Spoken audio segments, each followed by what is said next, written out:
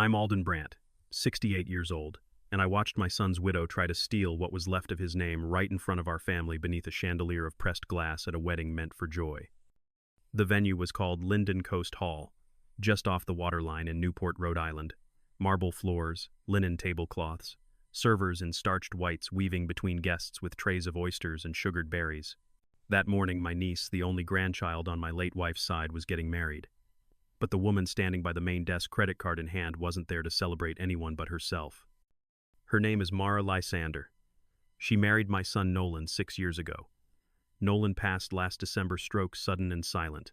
Mara cried for 10 days, wore black for 30, and began moving things out of the house by day 40. By spring, she was hosting vibrational healing sessions in my garage and telling neighbors on next door that I was a risk to myself and others. What she didn't know was that Nolan had filed a quitclaim deed back in July. He'd also restructured the trust. But we'll get to that. That morning, I was leaning against the marble column near the front desk, sipping burnt hotel coffee from a paper cup that said eco-conscious in cursive. I had just tipped the valet $5 when I saw Mara hand her Amex to the venue manager, a young man named Julian with patent leather shoes and visible panic in his smile. Something was wrong. "Mr. Brandt," Julian asked, approaching me. "Quick note, sir. The final payment for the hall's been queued in the system. Looks like it's being routed through the family event escrow. Just a standard confirmation." I stared at him. "Escrow?" "Yes, sir. For multi-day bookings, we hold a base amount, $17,800 locked since the reservation. Today's check-in triggers the release. Your name's listed as secondary contact." He meant well, but I didn't hear the rest. My phone buzzed in my breast pocket. I took it out. Bank alert, outgoing wire, $17,800 to Gideon Vale. I didn't recognize the name, but I recognized the rhythm. Vale was Mara's energy mentor, the one with the Instagram page full of shirtless affirmations and imported stones. She had mentioned hiring him to bless the air at the ceremony. What she hadn't mentioned was that she planned to bill it to the estate. I walked drifted across the lobby toward her. Mara was dressed in a slate-gray jumpsuit with rhinestones along the sleeves. Her smile was practiced, her laugh empty, but loud enough to gather attention. She was speaking to 2 bridesmaids, one of whom was her younger sister. I waited. When she noticed me, her mouth twitched slightly, the way a woman might react to spilled milk on clean shoes. "Alden," she said, "is everything all right?" I nodded once, then turned to Julian. "Can you hold that payment?" He blinked. "Aye, sir." "Put the escrow on hold. Immediately." Mara tilted her head. "Excuse me." Julian hesitated. "It's all ready." "You're the contact manager, correct?" I said calmly. "You have the authority to freeze any release pending financial discrepancy or documentation. That payment is in question." He nodded slowly. "Yes, technically." "Good. Then freeze it." Mara laughed. "Alden, this is ridiculous." I turned to her. "You just attempted to transfer $17,800 from an event escrow tied to a family trust into the account of a man who is not legally involved in this wedding. That's not your concern." "It is," I said, "because the trust still bears my name. And the codicil filed last fall made me the conditional power of attorney in the event of Nolan's incapacitation or death, both of which sadly already happened." Her smile dropped. "You're bluffing." Julian cleared his throat. Should I get the on-site notary?" "Yes," I said. "And a copy of the escrow contract." Mara crossed her arms. "You're making a scene. At a wedding." I held her gaze. "I'm protecting what's left of my son's dignity. At a wedding." She took a step forward. "You're going to ruin everything." "You already did." We stood there in silence. Guests drifted past, unaware or pretending to be. The scent of freesia and eucalyptus drifted from the flower arch nearby. A string quartet played something that sounded too cheerful for the air. My phone buzzed again. "Push alert, login attempt denied. Gideon Vale, NYC." I looked at Mara. "Tell Gideon he'll need a different sponsor." Julian, now pale, turned to me. "Sir, we'll pause the release. I'll have legal confirm." "Thank you." "And the notary?" "Yes," I said. "Let's make this official." Mara turned away, seething. Her sister followed, whispering something urgent. I walked back to my chair in the corner. The wedding would begin in 37 minutes, but mine had already ended 10 months ago when the only person who knew the whole picture, Nolan, left it unfinished. Lucky for him, he'd sent me the brush, the paint, and the frame, All I had to do was finish it in public. And I wasn't afraid of an audience. There's a rhythm to betrayal. First comes the smile, then the soft suggestion, then the filing cabinet gets lighter, and the locked drawer stops clicking shut. I had seen it in my brother's divorce. I had seen it in my neighbor's probate case. And now, I was watching it unfold in a wedding venue with the same artificial grace as one of Mara's social media posts. 35 minutes after I froze the escrow, I sat quietly beneath a mounted painting of the Newport shoreline watching a swarm of bridesmaids flit past. Some offered me tea, some offered me pity. I took neither. I opened my phone and tapped into the family group chat Brant Circle. That was the name Nolan had picked when he was still alive. He liked symbolic things. Circles, anchors, the word legacy used without irony. I hadn't expected to find anything new in that chat. But there it was, screenshots. Someone had leaked part of a private conversation between Mara and her sister, meant to be seen by no one else. "He's a relic," she wrote. "I'll get him out of that house legally or spiritually. He's just a ghost with coffee breath. Gideon says grief is just emotional constipation, and I will reclaim my space." That was from 2 weeks ago, sent apparently while I was at Nolan's grave, placing river stones along the edge. I didn't feel angry. Not really. Just cold. The kind of cold that settles in your collarbone and doesn't move. I forwarded the screenshots to my lawyer, Hadley Quinn. She's 40 sharp-eyed and never once pretended to like Mara. She texted back immediately. Quinn escrow freeze was smart. Next step, get POA docs scanned plus confirm county clerk records. Me, already printed. Quinn, we're going to need more than screenshots if this escalates. Are you still listed primary on Brant Holdings LLC, me 51%? Nolan signed it last August. Quinn, then we move. Do not speak directly to Mara again. I tucked the phone into my pocket. Across the room, Mara was talking to the venue's floral consultant, waving at the arch with vague spiritual gestures. Her sister Karina stood beside her like a handler. Neither of them looked toward me. I stood and walked to the valet station outside. The ocean air had that dry salt bite only found on days where the sky looks richer than it feels. I lit a cigarette, one of the last vices I've allowed myself, and dialed a number saved under clerk, property, and deed. County Records Ocean View Division, came the voice. This is Alden Brant. Can you confirm property control on file for parcel 4B 778 registered under Brant Holdings LLC? A pause. Clicking. Then yes, sir. Current record shows controlling partner Alden T. Brant 51%. Date of transfer, August 21st last year. Noted as revocable trust backed. And no secondary lien. None recorded. I thanked her and hung up. 2 steps ahead, but I needed 5. Back inside the venue, the concierge had prepared a table for family documents. I placed a manila folder down inside, were 5 sheets. Nolan's codicil, the trust agreement, the LLC operating agreement, the POA with trigger clause, and a scan of the wire confirmation that Gideon Vale had accepted the $17,800 and then immediately tried to log into my son's shared account. Mara wasn't sloppy. She was simply arrogant. Arrogant enough to think the title widow gave her immunity from oversight. But the paper was clear. 3 weeks before he died, Nolan had written, 2. In the event of my passing, all financial and real estate decisions tied to Brant Holdings shall defer to my father, Alden T. Brant, as per conditional power of attorney. And he'd signed it in blue ink, shaky but legible, with a notary present. Now it was my turn to assemble the war chest. Back at my table, I received another alert from the bank. Gideon had attempted a second withdrawal, this time $4,600, labeled sound healing plus travel honorarium. He was trying to collect before Mara's cards got shut down. I opened the Ring app and queued a clip I hadn't shown anyone, not even Quinn.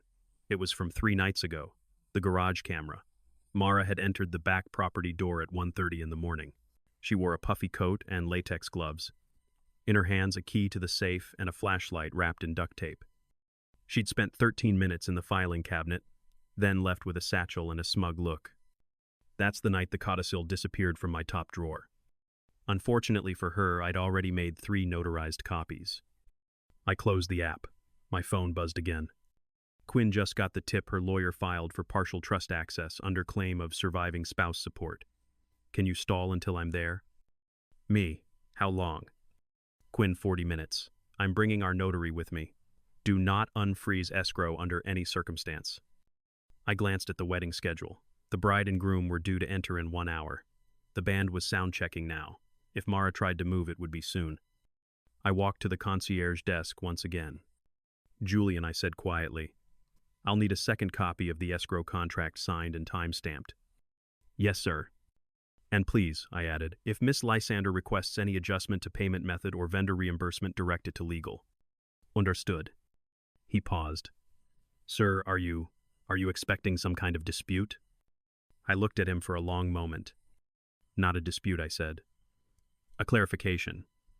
The thing about paperwork is that it never lies. People do. Memory does. Even cameras sometimes blink at the wrong moment. But ink on paper, especially when it's notarized and filed with the county, that's where the truth lives. And I had plenty of paper. At exactly 10:28 that morning, I sat down at a reserved table beside the catering entrance, laid out 5 documents across the linen surface, and looked them over like a man rehearsing a courtroom speech. But this wasn't for a jury. This was for Mara. For the inevitable moment when her charm ran dry and her lawyer ran late. Document 1 was the Revocable Living Trust.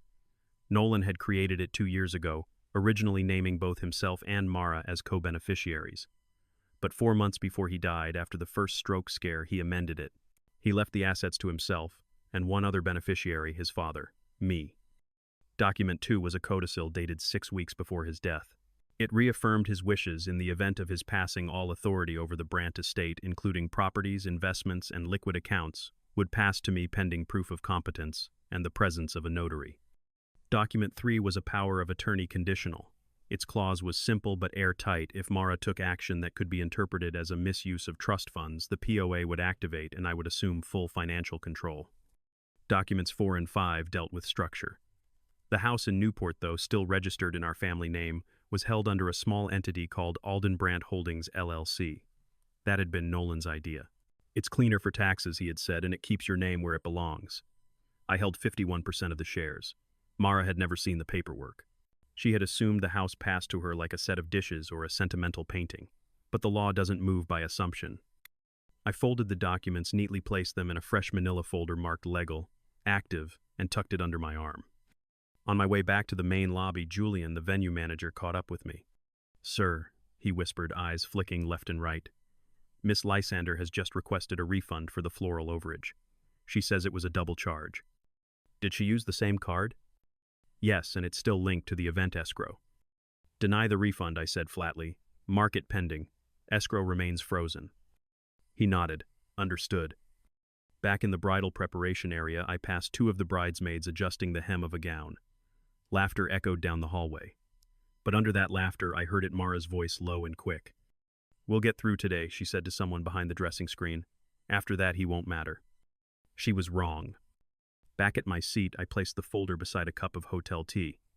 My hands weren't shaking, but they weren't steady either, so I grounded myself in detail. I opened a receipt from earlier that morning, $3 for a coffee at the Marina Cafe plus a 20% tip. Not important by itself, but it proved I was at the harbor at 7:30, not meddling or tampering with any physical records should she try to accuse me. I kept everything. I even had a screenshot of Mara's social post from the night before. So proud of this space we've built, cleansing old spirits and making room for love. She had tagged Gideon Vale, the same self-proclaimed healer, now attempting to pull $17,800 out of a frozen escrow fund. A knock interrupted my focus. It was Quinn, my lawyer. She entered with her notary, a tall woman named Carla, with a square leather briefcase and the kind of posture that made people sit straighter. You ready? Quinn asked, setting her phone down. More than ready. We'll need to do this in front of a witness, preferably venue staff. That way no one accuses us of forging anything. I waved Julian over. He came quickly, as if grateful for a break from the floral firestorm Mara was no doubt still fanning. Mr. Brandt, he said politely. I'd like to formalize a notarized confirmation of my legal standing in this event, I said, including my power of attorney codicil and trust documentation. Quinn handed Carla the documents. She examined them, checked signatures, looked up briefly. All current, all clean. Do you intend to record these publicly? Yes, I said. I want the clerk's office to receive a digital timestamp today. Understood. Julian signed as a witness. Quinn added her seal. The documents now carried fresh legal weight, not just moral authority. Mara appeared moments later, flanked by Karina. She looked at the folder in my hands and laughed too loudly. Really, Alden, legal games. At my niece's wedding. This isn't a game, I said without rising. It's an obligation. To who? She snapped. To your pride. No. To Nolan. Her smile cracked just slightly. She saw the notary seal. Her eyes flicked to the envelope. I knew you'd do this eventually, she said. Control everything. Make it all about you. No, I said. I'm making it about him. The man who signed every single one of these papers. You married him. You don't get to erase him. She turned on her heel and stormed off. Julian turned to me, voice lower now. What if she tries to authorize anything else today? She won't. And if she does... I leaned back, folding the folder shut with a soft snap. Then we'll remind her whose name is still on the deed. A wedding is supposed to begin with music, not legal action. But by the time the string quartet had finished tuning their instruments under the tent canopy, I had already asked the venue to bring out the on-site notary and called the police non-emergency line. Not to make a scene, just to have a record. Julian, the manager, was shaking like a man juggling knives. So just to confirm, Mr. Brandt, he whispered, you're formally requesting we place the entire escrow account on indefinite administrative hold due to a contested power of attorney and potential misappropriation. Yes, I said, effective immediately. You are to release no funds until the validity of the trust is reviewed and the payment to Mr. Gideon Vale is reversed or blocked. And you're invoking the POA clause under. Clause 3, paragraph 2, fiduciary abuse suspicion. It's in the codicil, notarized, already scanned and time-stamped with the county clerk. He stared at me for a moment, then nodded, and scribbled something in a blue-bound ledger. To his credit, he did not look frightened, just deeply annoyed. But Mara had picked this venue because it was expensive and pristine and looked good in drone photos. What she hadn't realized was that it was also meticulous with its contracts. The notary, Carla, arrived 5 minutes later, briefcase in one hand, portable seal in the other. I've got your packet from earlier, she said. Anything new to certify? Yes, I said, unfolding a single-page statement. Freeze order on the escrow. Formal assertion of POA control under trust designation. I need your stamp. Witnessed by venue staff. Julian stepped forward. He was pale now. I'll do it. Carla took her time. She didn't rush or blink. She notarized the freeze statement like it was a birth certificate. There, she said. Now you have a contemporaneous third-party confirmation. The moment she sealed it, I knew it was real, not just in law, but in perception. And then, like clockwork, Mara appeared. She'd changed clothes, probably to calm her nerves or shift the energy or whatever her guru told her to do. This time she wore a cream dress with a long blue sash like a peace offering woven in silk. You're insane, she hissed at me. Calling lawyers, freezing funds. This is supposed to be a wedding. And it still is, I said, which is why we're doing this now, so it doesn't spill into the ceremony. You're ruining this for everyone. I'm protecting it. For who? For Nolan. She scoffed. Nolan would never have wanted this. I opened my folder and held out the page. Then why did he sign this codicil? Why did he name me POA if he didn't trust you with the estate? A few people had gathered around now, quietly, respectfully, as they always do when tension makes more noise than voices. Corina, Mara's sister, stepped beside her. You're embarrassing yourself, she said. No, I said calmly. I'm reminding everyone who owns the house, and who owns the trust, and who Gideon Vale billed $17,800 for air cleansing services this morning. You went through her transactions? Karina asked, eyes wide. She used a shared escrow account tied to the family trust. I didn't go through anything. The alerts were automatic. Mara's voice cracked slightly. You're weaponizing Nolan's death. I folded the page and handed it back to Carla, who sealed it inside her folder with a satisfying click. No, I said, I'm honoring his foresight. The murmurs were starting. Behind the hydrangea arch, guests were whispering. A young cousin pulled out her phone. A groomsman stared into his drink like it had suddenly gone sour. Then came the final push. From the back hallway, 2 officers entered, not in a rush, no guns, just quiet blue uniforms, clipboards, and presents. One of them nodded at Julian. You called for a financial disturbance report. I did, Julian said, per event policy. The secondary financial contact Mr. Brandt here has presented notarized documentation questioning the legal movement of escrow funds. The taller officer turned to me. Do you have documentation? I handed it over without a word. He read quickly past it to his partner and then looked at Mara. Ma'am, do you have any documents that challenge this authority? She blinked. This is a family event. He's twisting everything. We're not here to mediate family, the officer replied. We're here to record that the financial contract governing this venue is under dispute. Mara took a shaky breath. I want to authorize the release anyway. The officer shook his head. Not until the escrow is legally resolved. Right now the venue is obligated to hold. She turned red, then pale, then red again. This is disgusting, she muttered. No, I said, stepping forward. It's legal. Which is more than I can say for your wire transfer this morning. That hit. Hard. She turned on her heel and stormed off. The officers nodded, logged their report, and asked me if I wanted a copy. Yes, I said. And one for my lawyer as well. Carla leaned in. I've sent the time-stamped freeze notice to the county clerk. This is now fully filed. I nodded and sat down again. For the first time that morning, I felt the seat beneath me. And then my phone buzzed. A screenshot from Quinn. Next door, Ocean View Commons Group. Is anyone else seeing police and lawyers at the Brandt wedding? Not my business, but kinda seems like it became everyone's business. I stared at the screen, let out a breath through my nose, and pressed reply. That's the sound of the truth being notarized. The music had resumed. Somewhere between the police report and the ring notification, the violinist started playing Canon in D like nothing had happened. I admired the commitment. Weddings are built on illusion, after all. Illusion of peace, of permanence of love. But illusions crack fast under the weight of paperwork and police boots. I was halfway through a lukewarm cup of lemon tea when the second hit came in. Email. Notice of violation. Ocean View Commons. HOA fine amount. $42. Infraction event-related public disturbance. Breach of quiet hour protocol. I nearly laughed. They fined me $42 for the noise Mara caused, while shouting about spiritual theft and financial fascism at the venue doors. Not for her using escrow to wire money to a man in sandals, but for disturbance. That's HOA logic for you. I read the fine twice, flagged it for payment, and replied with a 4-word sentence. Please issue itemized breakdown. Quinn, my lawyer, was already 3 steps ahead. She texted, pay it and print it. A small fine in a sea of legitimacy is a poetic touch. Shows you're above petty resistance. I smiled. She was right. I wired the $42 and added a memo, paid under protest. But the real weapon was still in my pocket waiting. I hadn't shown anyone the ring camera clip yet, not even Quinn. I had it queued up on my phone, paused at the 13-second mark.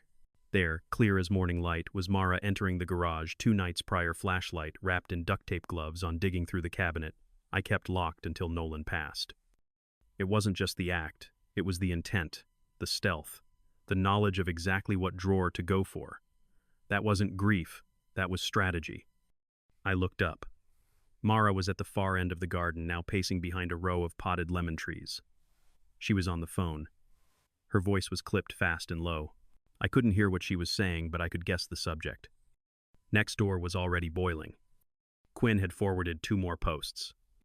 My cousin's son works catering. Said the groom's side brought a notary. Someone tried to steal money from the venue. It's the Brandt widow, isn't it? I heard she's been living with some healer guy. Took over the house after her husband passed. The tide was shifting, and not in her favor. At 10:52, Mara approached me again, this time alone. Her phone was in one hand, the other clenched tightly around a silk napkin. She didn't sit. She didn't smile. She leaned in like someone about to speak in a confessional. I will take you to court, she said quietly. You already are, I replied. You just haven't filed yet. I will challenge the trust, the POA, everything. Nolan didn't know what he was signing. You manipulated him. He was lucid. He was scared. And he knew exactly what you were. She flinched. Her voice dropped lower. I will drag this through every probate judge in Rhode Island. I'll make it ugly. It's already ugly, I said, but I'm not the one who smeared it. She stared at me for a long time. I watched the panic play behind her eyes, trying to decide whether to cry, scream, or walk away. In the end, she did none of those things. She pulled out her phone and tapped furiously. "You'll regret humiliating me in public," she said. I didn't answer. I just lifted my phone and played the ring clip. No sound, just the visual. Her walking into my garage at 1:31 in the morning. Her using the duplicate key. Her slipping the manila folder into her bag. Her smirking before turning off the light. The video was 22 seconds long. I let her watch the entire thing. Her hands trembled, just slightly. Then she swallowed. "You filmed me. It's a security system, not a conspiracy." Her mouth opened, no words came. "Don't worry," I added. "I haven't sent it to anyone yet." She walked away without speaking. 10 minutes later, Quinn arrived in person. She was dressed in navy, sharp as ever, and carried a small black case like she was going to war. "I printed the video," she said. 2 copies, time-stamped. "If she goes nuclear, we file criminal intent and motion for injunctive relief." "She says she's going to court," I replied. "Let her." "Will we win?" She looked at me and smiled, tight but certain. "We already are." Julian returned sheepishly with a new envelope. "This came for you, sir, from Mara. I believe it's her lawyer's preliminary response." I opened it. Inside was a single printed letter, unsigned, outlining intent to challenge the legal validity of amendments made to the Brandt family trust within 6 months of Mr. Nolan Brandt's passing. Quinn read it and raised an eyebrow. "This is a bluff," she said. "If they file this without new evidence, it'll be tossed in 30 seconds. Do we wait?" "No," she said. "We counterfile. Tomorrow." I looked around. The guests were still laughing, oblivious. The bride had taken the stage for the cake cutting. The band was back to jazz standards. And yet, beneath all the music and celebration, the ground had already shifted. I had frozen the money. I had called the notary. I had recorded the video. I had paid the fine. And now I was ready to go to war. Court doesn't start when the judge walks in. It starts the moment someone calls their lawyer. By the time Mara's legal team had filed their intent to contest, Quinn already had our response drafted, printed, and packaged with exhibits A through H. In her world, offense is always the best defense, and the only battle worth fighting is the one you've already mapped out. The courthouse clerk, a calm man with arthritis in both thumbs, stamped our countersuit just before 9 o'clock the next morning. I watched him press each red circle slowly and deliberately, as if anchoring the truth in ink. Quinn nodded once. "Now we wait." But we didn't wait idly. Trust, the unbreakable anchor. Our first weapon was Nolan's revocable living trust. Not just a vague statement of intent, but a detailed notarized document with explicit beneficiaries, oversight conditions, and a funding ledger that tracked every transfer since its inception. Nolan had moved $1 Fahey Trier dollar into that trust over the course of 3 years. The house, the investment account, and the remaining balance of the retirement fund, each transfer signed, countersigned, and tracked in triplicate. Mara's lawyers claimed undue influence, that I had pressured Nolan in his final months. We submitted a timeline instead. July 2nd, Nolan filed the quitclaim deed.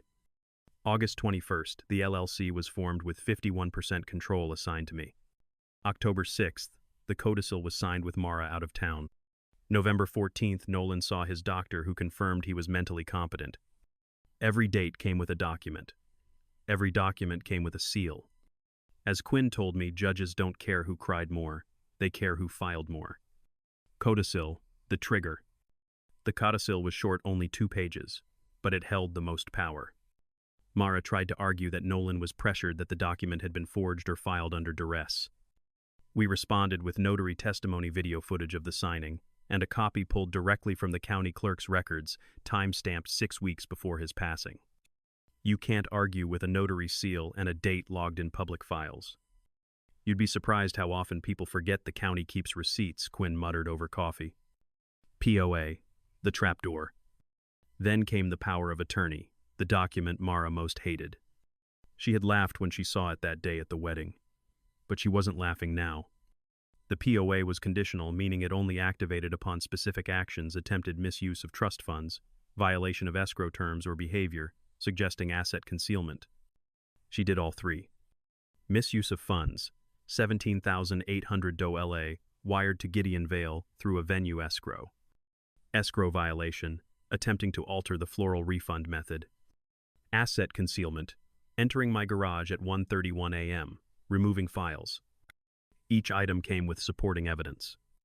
I've seen criminal cases with less paper than this, Quinn said as she stapled the exhibits. LLC, the Silent Fortress. Next came Brandt Holdings LLC, the shell that held the house like a pearl inside an oyster. Nolan's idea years ago. Just in case anything ever gets messy, he had said. The LLC wasn't flashy. It didn't brag. But it held the deed, the insurance, the utilities. Everything Mara had assumed was hers by default. But default doesn't survive structure. And the operating agreement gave me 51% control with voting rights on asset sale, dissolution, and occupancy. Mara didn't even own her own parking space. Quinn smiled when she submitted that clause to the judge. She's not just trespassing, Alden. She's squatting. Escrow, the freeze frame. The escrow freeze might have been the most public moment, but it was also the most critical. Julian from the venue provided a written statement notarized by Carla detailing the time I requested the freeze, the reason for suspicion, the presence of legal documents, the attempted override by Mara minutes later. When the judge read that report, she didn't say a word, just nodded and moved on. That's how you know you're winning. Lien, the last nail. And finally, the lien. Filed 2 days after the wedding, it served as a preventive hold against any attempt by Mara to claim proceeds from the trust while litigation was pending. Her lawyers had tried to sneak a side motion requesting early access to funds for living and spiritual expenses. We responded with the lien. Blocked. Not delayed. Blocked. The hearing. It wasn't dramatic. It wasn't loud. It was a hearing by Zoom, like most civil matters these days. The judge was efficient. Mara's lawyers flailed. Ours didn't. When the judge finally spoke, it wasn't long. This court recognizes the trust codicil power of attorney and associated entity structures as legally binding and enforceable. Contestation on grounds of undue influence is unsubstantiated. Motion for relief denied. Quinn sent me a text 10 seconds later. She lost. I stared at it, then stared out the window. The late afternoon sun was hitting the roofline of the courthouse across the street. Everything felt quiet. And then another text came in from Mara. No words. Just a middle finger emoji. I let out a breath through my nose. Let her send all the symbols she wants, I said to no one. I've got the signatures. Courtrooms don't echo like in the movies, at least not the ones in Rhode Island. They hum. A low muffled hum of papers being passed, keyboards clicking, and lives being rearranged by people who don't raise their voices. The probate court was small. 2 rows of benches, beige walls, a ceiling fan that never stopped turning. The judge was mid-60s, silver hair, clean voice. No robes, just a dark suit and the kind of expression you develop only after 20 years of listening to people lie politely. We were the second hearing that day. Quinn leaned toward me as we waited. Her team's going to try something. Expect deflection. I nodded. Let them try. At exactly 10:43, the clerk called the case. In the matter of Brandt v. Lysander, motion to challenge validity of trust codicil and property control. We stood. Mara looked smaller than usual, not physically but emotionally. She wore a black blouse, minimal jewelry, hair pinned up tightly like she was trying to look as unthreatening as possible. Her attorney, a man named Renshaw, opened. Your Honor, we assert that the late Mr. Nolan Brandt was not of sound mind at the time of altering his estate plan. The defendant, Mr. Alden Brandt, used proximity and emotional influence to coerce changes to the trust and property deeds. We request that the documents be voided on grounds of undue influence and incapacity. The judge blinked once. Do you have medical testimony or documentation to support this? We are in the process of obtaining. You filed this motion 2 weeks ago, Mr. Renshaw. I understand, Your Honor, but do you have a witness? A pause. No, Your Honor. Do you have a handwriting expert or notary in dispute? No, Your Honor. The judge turned to Quinn. She didn't waste time. Your Honor, we request immediate dismissal of the motion. All relevant estate documents were notarized, witnessed, and registered through the county clerk's office. We have timestamps for every amendment. We also have video evidence of Mrs. Lysander entering Mr. Brandt's home after hours and removing legal documents from a locked cabinet. Renshaw snorted. That video is circumstantial. Then let's make it part of the circumstance, Quinn said, already handing over a tablet. The judge tapped the screen. The courtroom was silent. 22 seconds. Mara's figure on the screen. Flashlight, gloves, drawer, folder, Smile. The judge didn't flinch, didn't comment, just handed the device back. Is that your client, Mr. Renshaw? A long pause. Renshaw glanced at Mara, then back. It appears to be your honor. Was that material evidence she removed? Quinn spoke up. Yes, the original codicil. Thankfully, the plaintiff had already notarized multiple copies and filed a digital scan with the county. Mara's head dipped slightly. Her eyes didn't move. The judge looked down at the docket, then back up. This is very straightforward. The documents are properly filed. The control of the LLC is mathematically valid, 51% majority interest. The codicil is notarized, filed, and confirmed by independent witness. There is no credible evidence of undue influence. Motion denied. He hit his gavel softly once. And he added, this court recognizes the current trust beneficiary power of attorney and property structure as legally binding. Mrs. Lysander, I suggest you direct any further concerns to civil court, not probate. That was it. Gavel, decision, silence. Quinn smiled but didn't gloat. She just closed her folder and nodded. That's your house. Outside, the courthouse smelled like cold stone and old paper. I sat on a bench while Quinn made a few final calls. Mara didn't look at me as she left. She didn't cry. She didn't yell. She just disappeared into a silver Prius with tinted windows and a cracked rear reflector. I never saw her again. That night, I received a letter from the HOA. Subject: fine reimbursement. They had reviewed the footage. Apparently, someone had uploaded it anonymously to a shared Google Drive used by the HOA board. Once they realized the disturbance had been caused by Mara, not me, they reversed the charge. But they didn't stop there. They issued a formal warning to Mara for community misconduct, disorderly behavior, and reputation damage to Ocean View Commons. A week later, I heard she'd moved out. 3 days after the court ruling, I received a delivery. Inside the padded envelope, 2 metal keys, a folded note, and 1 laminated security badge from the local marina. The note was unsigned, but the handwriting was Mara's. I never understood why he trusted you so much. I still don't. But I know I lost. Keep it. I'm done. I threw the badge away. The keys I kept. Sometimes people ask me if I felt victorious. I don't answer. Because it wasn't victory. It was proof. And proof is colder than triumph. It doesn't cheer, it doesn't toast, it just sits in the drawer, signed, dated, and impossible to undo. The front door still creaks. I haven't fixed it.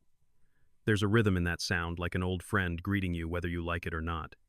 Nolan hated it, used to say the door sounded like it was sighing every time you left. But me, I find it honest. After the ruling, the mail changed tone. No more legal notices, no escrow confirmations, just letters from the HOA, polite and clipped, and 1 flyer from a local college student asking if any homeowners had space to rent during the marine biology semester. I didn't respond at first. But then I walked into Nolan's old room, the one he'd painted navy blue after college, filled with maps of the Atlantic and old books about saltwater ecosystems. I opened the bottom drawer and found a faded folder labeled, If I Ever Teach. Inside was a lesson plan. 8 weeks. Marine environmental science. Handwritten. And that decided it. 2 months later, I rented out the room to a young woman named Julia. She was 22, studying environmental law, and reminded me painfully of Nolan at that age.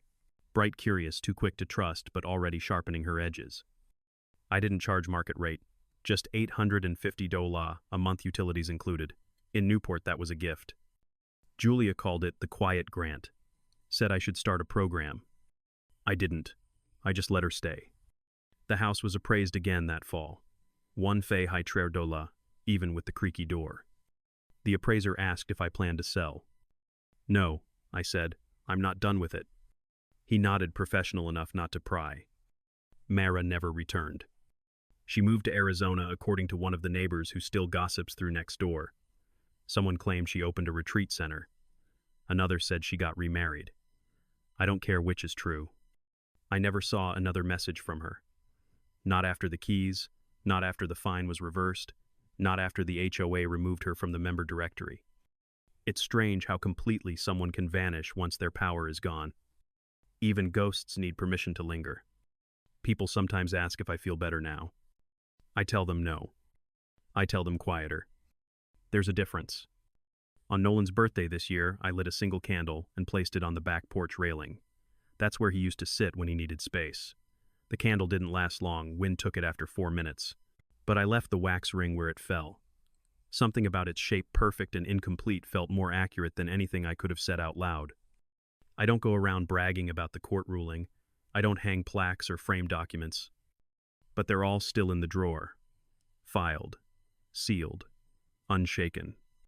The trust signed by Nolan's hand. The codicil notarized with a clear date. The POA triggered and executed with precision. The LLC holding the roof over my head. The escrow freeze order stamped. The HOA fine paid and reversed. The ring clip backed up in 2 locations. No one can rewrite what's been recorded properly. That's the luxury of doing things the slow way, the right way. Sometimes I leave the porch light on not because I expect anyone to visit, but because I like the idea of memory having somewhere to land. It's not about revenge anymore. It's not even about closure. It's about stewardship. Because when you're the last one left who remembers the full truth, your silence isn't just an absence, it's an anchor. I keep the house clean, I keep the locks changed, I keep the folder sealed. And when people ask why I never moved out, I give them the only answer that ever mattered. Because the deed still has my name on it.